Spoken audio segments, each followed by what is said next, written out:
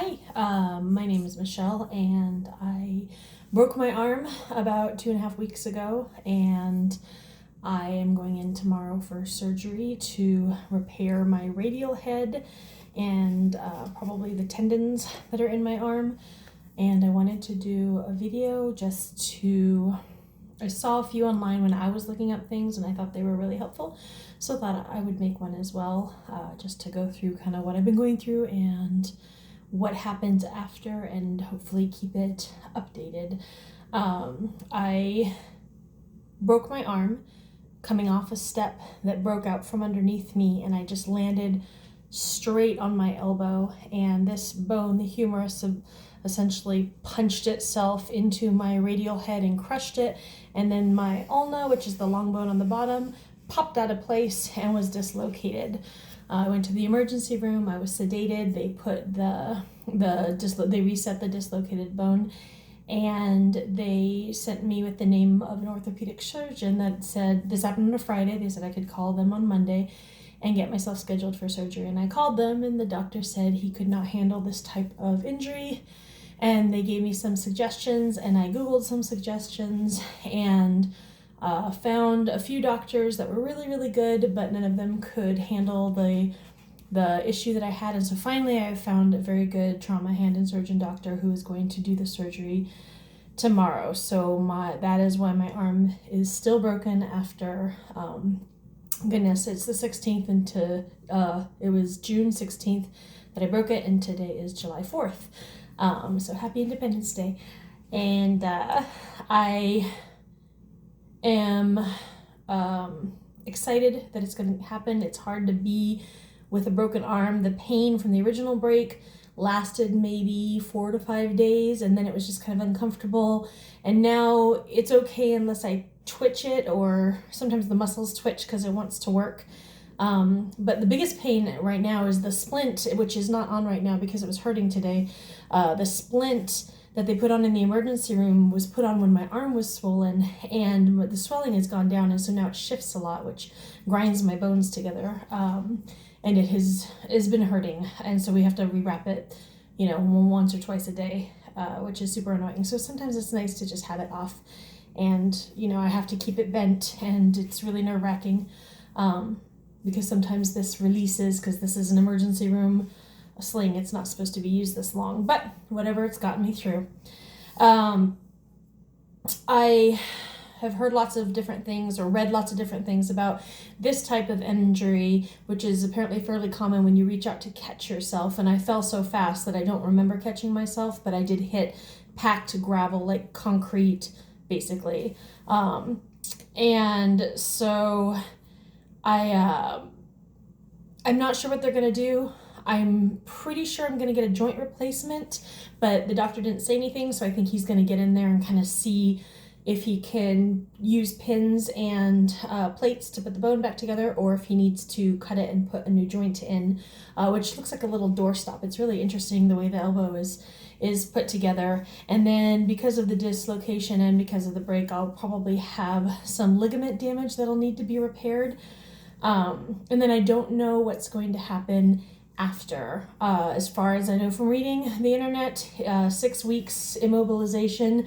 I will start PT within the first week. They've already told me that, so I will have an appointment a week after surgery to start physical therapy. But otherwise, I don't know.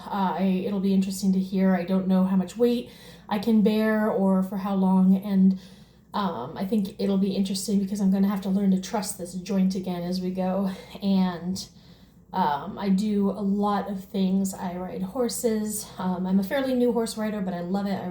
I ride English and just enjoy doing that. And I also keep bees and ducks, and bee hives tend to be very, very heavy. And even if you just do one frame of bees, if there's any honey in there, those can, be fairly heavy, 7 to 10 pounds, depending on how much honey is in them. So there are things that I have or had going in my life that I now can't do at all. And then I'm not sure what's going to happen or how soon I can actually get back to those things, which will be interesting to find out after. As surgery gets closer, I've, you want to get this fixed. I want to get this fixed. It's been broken. It hurts. I don't like having broken bones grinding around, and I am just anxious to start that recovery process. However, now it's, the day before surgery and I'm nervous. It's that, bit of anxiety. You're going into surgery. You're going to be under anesthesia, and that's a scary thing. And there's risks. The doctor was rattling off the risks for me because he wants me to be informed. And there's things like nerve damage and infection and yada, yada, yada. And I told him to stop because I said, I don't have a choice. I have to get this surgery. And so whatever the risks are going to be, they're going to be. Anyway, so, and that's sort of how it is. I mean, I don't have a choice. I guess I could just let my arm heal like this and not have any use of it right now, but yeah, that's not an option. So I do have to go to surgery. All week we've been buying supplies, making sure we have everything that the ducks need. I have a beekeeper group that I'm in touch with, making sure they are going to back me up. And then there's things that I need, like detangler for my hair. I needed a brush to help me, wash one-handed and get everywhere.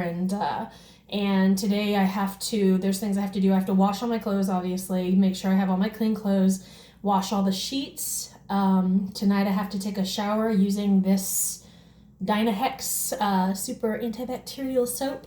Make sure everything is just clean for surgery. I have to do that both tonight and tomorrow.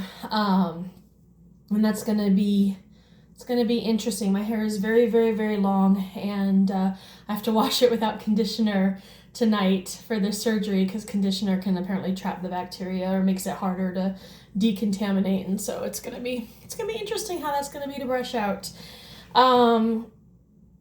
Let's see. I have to say, as I've gone through this and realized what it really is to be just operating with one hand when you're used to doing two hands, and I'm starting to feel like, well, everything is designed for two hands. I did eventually cut my splint so that my fingers, or I had it cut at one of the doctor's office, so my fingers could come out, and I can hold things in them, but I can't, like if it was a jar to open, I can't torque it. I can't put any pressure on these fingers. They can't hold things still for me. And so literally besides, just holding something very light, it can't do anything. And so everything feels right now like it's meant for someone with two hands, and even to the point of putting my hair up. I saw another video on how to do it, and you grab all your hair and you twist it into a bun, and then you smash it against a wall while you get the elastic in, and it is tricky. I can do it, but it takes a while and it's tricky. But I know with practice that'll get better. So my wonderful husband has been putting my hair up for me when I need it, which he's gotten pretty good at doing the bun. But right now, since I know I'm going to take a shower, I have it down. But I have to say that I am very appreciative for my working joints and for all the years that this joint has given me. I'm 45 and never broken a bone before. But it is quite a thing when you are suddenly not able to do very simple things that you are used to doing. And I'm very lucky that I have a lot of support. I have a couple kiddos that are at my beck and call if I need it. And then, of course, my wonderful husband has taken on the duties of the house and the dishes and the kids and cooking, which hopefully I'll be able to get back into as after the surgery and after the splint is off and I can start getting it wet and start moving my arm. I'll be very excited to get back to those things. But I have a brand new appreciation for all the things I could do before, and I'm excited to see to get some of those skills back. I know that it all depends on how hard you work and how your body heals with the physical therapy, but I know sometimes not all of your range of motion comes back. I'm very grateful I am right-handed, and this is my left hand, so I still have this arm, and so if I don't get all of my range of motion back on my left hand, it will be okay, but I am going to work my butt off to make sure that I get as much range of motion and strength back as possible. And I think there's another thing that's these are all thoughts that are like kind of coming to me as surgery looms, but the other one is that I really, I've known this elbow, this arm for 45 years, and there's now going to be a fairly sizable scar here for the work they do, and it's going to change. And if they give me a new joint, I'm going to have, even if they give me pins and a little plate, like I'm going to have foreign materials in my body, and it's just not going to work like what I'm used to. And it is very interesting. It's going to just kind of be a whole new world where there's going to be considerations. And obviously, if I do get nerve damage, or if I do get arthritis, that can be an issue, soreness in the joint, or even potentially having to go back in for surgery to tweak things. You just don't know. And it's just, you take the hits as it comes. It is what it is. It was, a complete accident. There was literally nothing that could have been done to prevent this. It just happened. And so it's kind of like a new normal. We were watching, some multiverse movies today, and I was thinking, this is like my new multiverse, my new reality.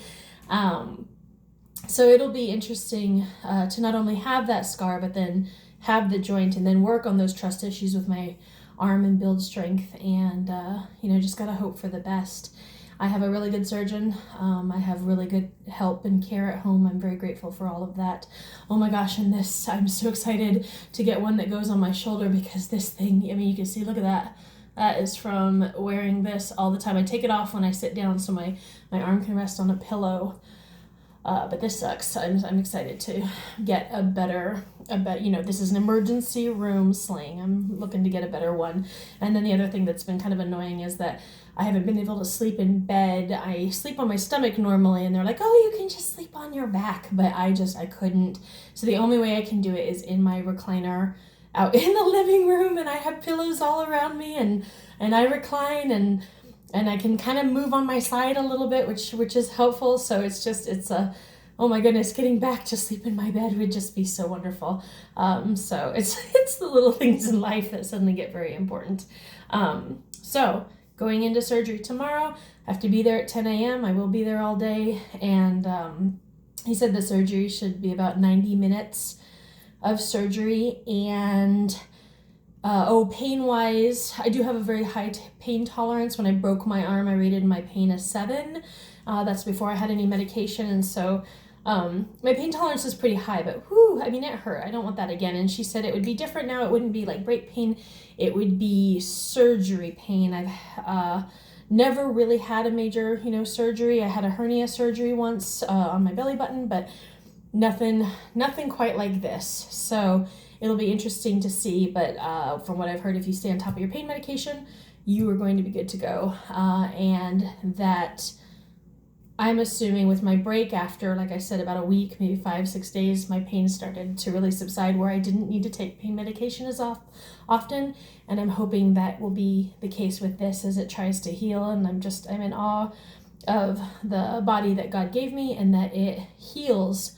And it works as well as it does. That even with this broken arm, it's still trying to heal and trying to work, and the muscles twitch. And it is amazing that even if I left it, while it wouldn't work the right way, it would heal, and I could, move forward and do whatever. So I am hopeful everything will go well. I am nervous. There's a lot to do tonight. And I'm sure we'll see how sleep goes. I'm sure it's not going to go very far, but that's okay. We will see you on the other side, and I will try to update as much as possible.